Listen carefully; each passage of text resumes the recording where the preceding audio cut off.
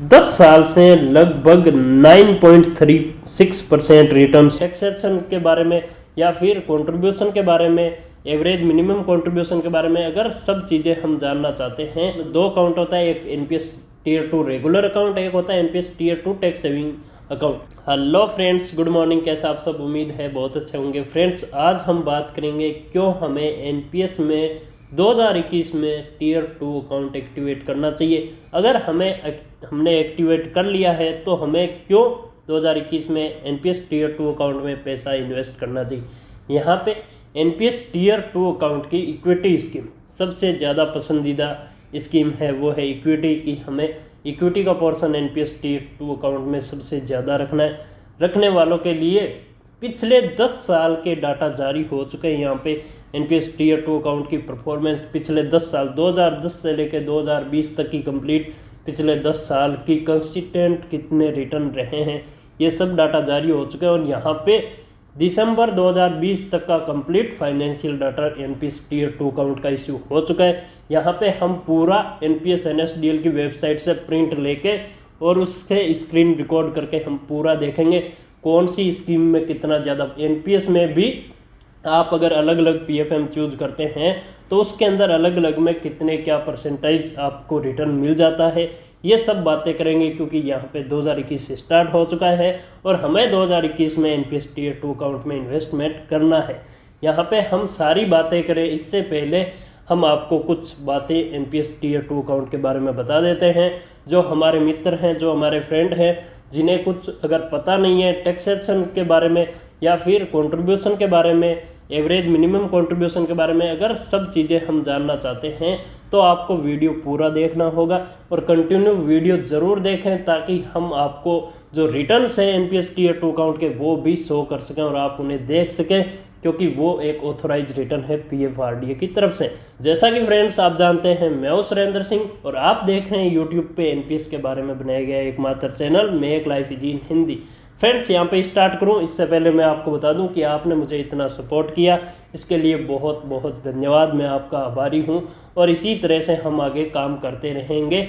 अब यहाँ पे स्टार्ट करते हैं। अगर आपने टियर 2 अकाउंट ओपन कर लिया है, यहाँ पे चाहे आप सेंट्रल गवर्नमेंट के हैं, चाहे स्टेट गवर्नमेंट के हैं, चाहे आप प्राइवेट एम्प्लॉय है, कॉर्पोरेट एम्प्लॉय या फिर ऑल सिटीजन मॉडल के तहत आपने एनपीएस का टियर 1 अकाउंट ओपन किया है, तो आप एलिजिबल हैं टियर 2 अकाउंट ओपन करने के लिए। आसानी से ओपन कर सकते हैं आप एनएसडीएल की साइट पे जाके apply tier 2 account direct Google पे सर्च कर लो, आ जाएगा आपके सामने। अब यहाँ पे दो ऑप्शन है, हर व्यक्ति के सामने दो ऑप्शन आपके सामने आते हैं टियर 2 अकाउंट ओपन करते हैं। उसमें एक आती है tax saving scheme, NPS tier 2 account tax saving scheme. अब यहाँ पे एनपीएस की टियर 2 स्कीम में टैक्स सेविंग की बात आ जाए तो यहाँ पे मैं अगर आप सेंट्रल गवर्नमेंट के एम्प्लॉय हैं उनके लिए एक स्कीम होती है। एनपीएस में दो अकाउंट होता है, एक एनपीएस टियर 2 रेगुलर अकाउंट, एक होता है NPS tier 2 tax saving account.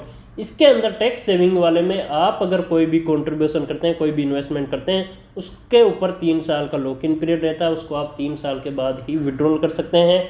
इसके अंतर्गत आपको एनपीएस में टियर 2 में अगर टैक्स सेविंग स्कीम वाला अकाउंट आपने ओपन किया, उसमें आपको एटीसी के अंदर 1.5 लाख की जो एग्जम्पशन लिमिट है उसके अंदर वो आपको एग्जम्पशन लिमिट मिल जाती है। रेगुलर अकाउंट में आपको टैक्स सेविंग किसी भी तरीके की नहीं मिलती है, लेकिन रेगुलर अकाउंट एनपीएस का कोई भी टियर 1 सब्सक्राइबर है वो ओपन कर सकता है।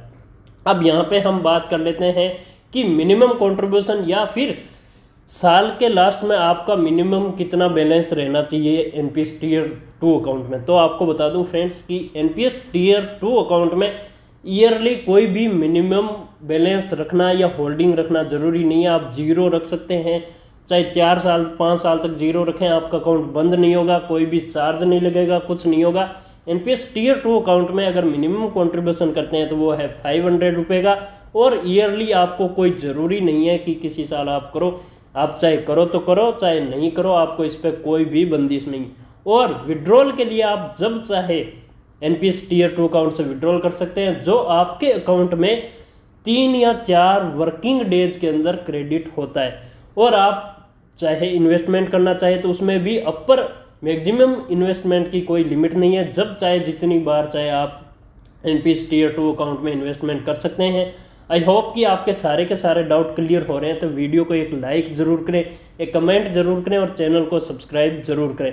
अब यहाँ पे हम बात कर लेते हैं कि अगर आपने टीयर 2 अकाउंट ओपन किया तो उसमें सबसे बेस्ट जो PFM आपको PFM चूज करने के लिए दिए जाते हैं, जिसमें अभी 7 से 8 PFM आपके सामने होते हैं, जिसमें मुख्यतः HDFC PFM है, SBI है, LIC है, UTI है, ICI है, आदित्य बिरला है। ऐसे करके सभी मुख्यतः सभी PFM अवेलेबल है आपके सामने। और इसके अंदर आप विड्रॉल करते हैं तो उसमें टैक्सेशन कैसे लगता है, तो ये आपके लिए बहुत ज़्यादा ज़रूरी है जानने के लिए। अगर आपने टीयर 2 अकाउंट में इन्वेस्टमेंट किया है तो उसके अंदर आपको लॉन्ग टर्म कैपिटल गेन लगेगा। आपने अगर होल्डिंग 36 महीने से ज़्यादा रखा है, 3 साल से ज़्यादा रखा है, तो आपके ऊपर लॉन्ग टर्म कैपिटल गेन लगेगा। और अगर आपने 36 महीने से पहले आपने विड्रॉल किया है तो शॉर्ट टर्म कैपिटल गेन लगेगा। ये टैक्स आपके जब विड्रॉल करते हैं उस टाइम काटा नहीं जाता है। ये टैक्स आप जिस टैक्स स्लैब में आते हैं उसी हिसाब से आप जब जो इनकम टैक्स की रिटर्न भरते हैं उसी से आपको दर्शाना होता है, उसी से ही भरना होता है। अगर आप किसी भी इनकम टैक्स स्लैब में नहीं आते हैं, आपकी अगर इनकम टैक्सेबल नहीं है, तो टीयर 2 अकाउंट्स के रिटर्न्स भी आपके लिए फ्री होते हैं, किसी भी तरह का टैक्स नहीं लगता। ये सबसे बड़ा कन्फ्यूजन होता है कि अगर मैं किसी भी टैक्स स्लैब में आता ही नहीं हूँ तो मुझे अगर विड्रॉल करता हूँ मुझे अगर प्रॉफिट होता है एनपीएस टीयर 2 अकाउंट से, तो उसमें क्या होगा। तो इसके लिए आपको साफ क्लियर हो गया कि अगर आप टीयर 2 अकाउंट में विड्रॉल करते हैं और किसी भी टैक्स स्लैब में नहीं आते, इनकम टैक्स अगर आप पे नहीं करते हैं, तो उसमें आपको कोई टैक्स देने की जरूरत नहीं है, सिंपल सी बात। अब यहाँ पे सबसे मेन इंपॉर्टेंट टॉपिक की बात कर लेते हैं, एनपीएस टीयर 2 अकाउंट्स के पिछले पूरे साल का रिटर्न्स 2020 का और पिछले 10 साल के रिटर्न्स इक्विटी स्कीम। बाकी आपको देखने की जरूरत नहीं है कि गवर्नमेंट सिक्योरिटीज़ और कॉरपोरेट बॉन्ड के उनके निश्चित ही रहते हैं, लगभग 6 से 7% या 7 से 8%। इक्विटी स्कीम के रिटर्न्स है वो देखने बहुत ज़्यादा ज़रूरी है। तो चलिए हम चलते हैं अपने मोबाइल स्क्रीन के ऊपर, जिसके अंदर मैंने पूरा PDF डाउनलोड कर रखा है, तो देखते हैं आगे।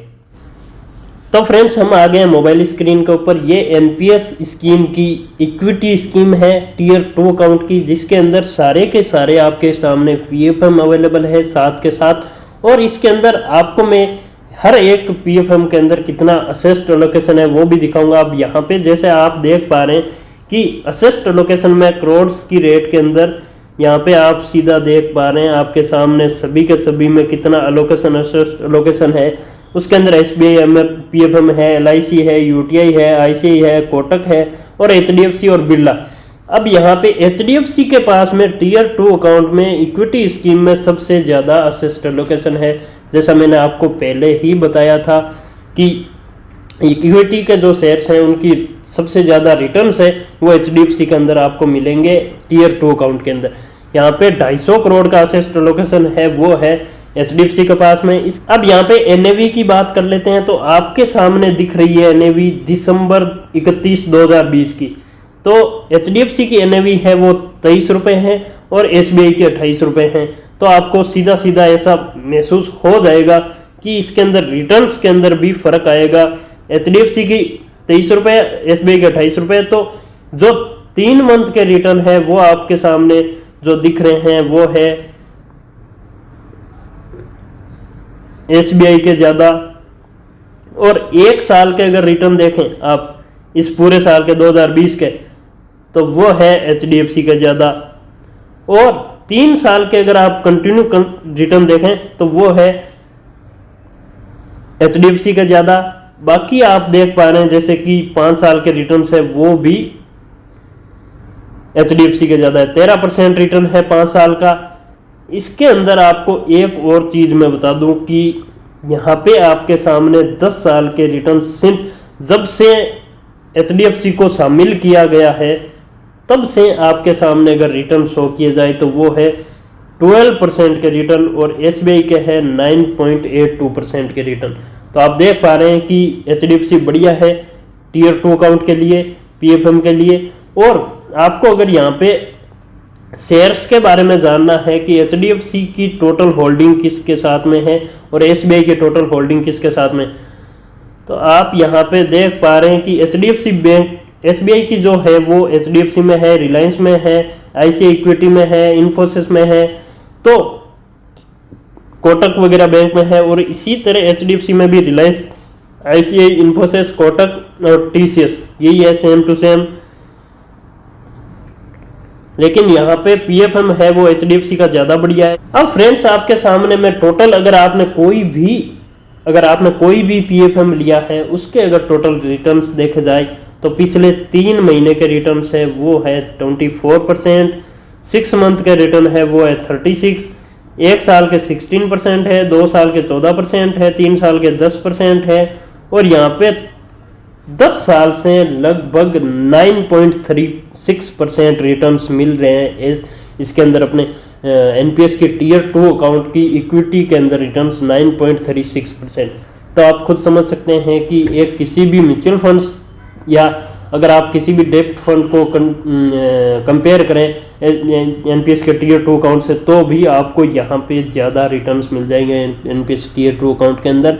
और सबसे बड़ी बात यहाँ पे है कि आपके खर्चा है, जो एक्सपेंस रेशियो है वो NPS के अंदर बहुत ही कम है। तो सबसे बढ़िया रहती है NPS की टीयर 2 स्कीम अगर आप इन्वेस्टमेंट करना चाहते हैं as a saving, as a retirement नहीं, एज ए सेविंग अगर आप इन्वेस्टमेंट करना चाहते हैं तो उसके लिए सबसे बढ़िया है आपका NPS का टीयर 2 अकाउंट। अगर आप सेविंग अकाउंट की तरह इसको ट्रीट करते हैं तो यहाँ पे थोड़े समय के लिए या फिर आप 3 साल से ज़्यादा के लिए भी रखते हैं तो यहाँ पे अच्छे रिटर्न्स आपको है वो मिल जाते हैं। तो आई होप फ्रेंड्स आपको वीडियो अच्छा लगा होगा। धन्यवाद फ्रेंड्स।